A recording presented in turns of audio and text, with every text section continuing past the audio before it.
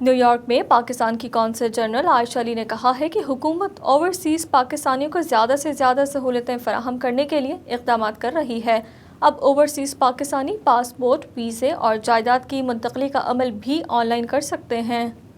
New York consulate میں قونصل general عائشہ علی نے صحافیوں کو بریفنگ دیتے ہوئے کہا کہ کووڈ-19 نے دنیا بالکل تبدیل کر دی ہے اور یہ ضروری ہو گیا تھا کہ قونصلر سروسز کو ڈیجیٹلائزڈ کیا جائے اور اوورسیز پاکستانیوں کی طرف سے بھی تجاویز، سفارشات اور مطالبات تھے، انہیں سہولتوں کی فراہمی سہل اور آسان بنائی جائے۔ اسی لیے اب مینول ویزا ختم کر کے آن لائن ویزا کی سہولت شروع کر دی گئی ہے۔ پاسپورٹ کو بھی رینیو کروایا جا سکتا ہے۔ اس کے علاوہ نائکوپ سے متعلق مسائل کے حل کے لیے نادرا ڈیسک بھی قائم کی گئی ہے۔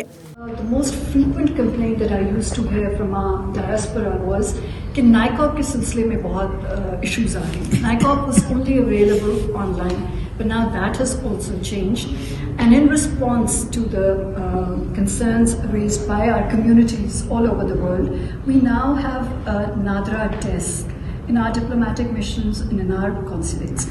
ان کیس لوگوں کو کوئی ٹیکنیکل ایشو درپیش آ رہا ہے یا پکچر اپلوڈ نہیں ہو رہی یا کوئی اور مسائل ہیں technical and they have not been successful in taking care of those online, we have in person, on site, NADRA desk for your NICOP and your Pakistan origin card needs. ایک سوال کے جواب میں قونصل جنرل عائشہ علی نے کہا کہ پہلے سکسیشن سرٹیفکیٹ کے لیے سائلین کو پاکستان جانا پڑتا تھا، لیکن اب انہیں یہ زحمت نہیں اٹھانا پڑے گی۔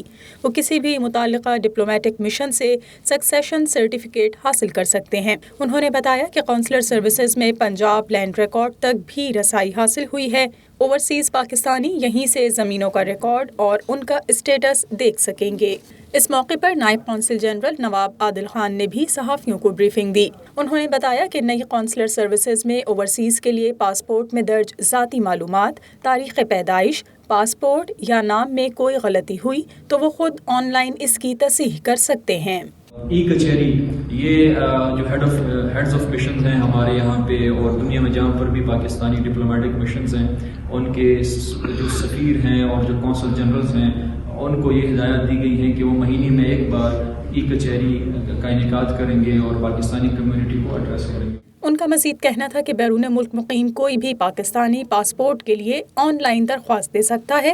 اس کے علاوہ اوورسیز پاکستانی قونصلر سروسز تک رسائی میں کسی بھی قسم کی رکاوٹ کی صورت میں اپنی شکایات درج کروا سکتے ہیں۔